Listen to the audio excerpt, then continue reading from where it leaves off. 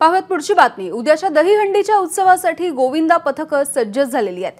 मुंबईमधल्या जय जवान गोविंदा पथक यंदा सुद्धा 10 थर लावण्याचा प्रयत्न करणार आहे। गेल्या 2 महिन्यांपासून विक्रम रचण्यासाठी सध्या त्यांचा सराव सुरू झालेला आहे आणि त्यामुळे यंदा त्यांच्या प्रयत्नांना यश येणार असल्याचा विश्वास प्रशिक्षकांनी व्यक्त केलाय। या संदर्भात जय जवानचे प्रशिक्षक संदीप ढवळे यांच्यासोबत संवाद साधलाय आमच्या प्रतिनिधींनी।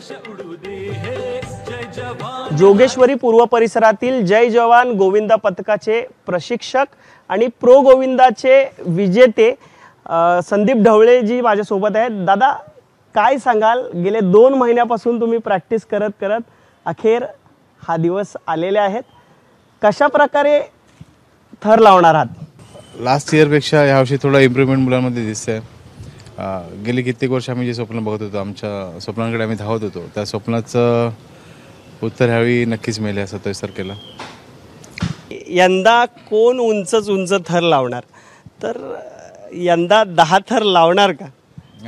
सराव कसं नाही की गेली 5-6 वर्ष म्हणजे आम्ही हुलकावणी मिळते आम्हाला 10 थराची। आम्ही प्रयत्न तर नक्की करतोय, पण प्रयत्नांती परमेश्वर, पण परमेश्वरावर पण अवलंबून थोडंसं राहावं लागणार। कारण मेहनत जरी असली सगळ्या खेळाडूंची, तरी देवाचे आशीर्वाद देखील, आपल्या आईवडिलांचे आशीर्वाद देखील पाठीशी असावे लागतात आणि कुठेतरी ती छोटीशी कमतरता आम्हाला मिळते।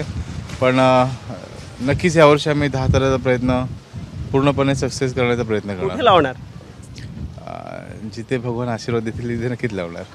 कॅमेरामॅन रुपेश शेलारसह मी अल्पेश करकरे, एबीपी माझा, मुंबई। एबीपी माझा, उघडा डोळे बघा नीट।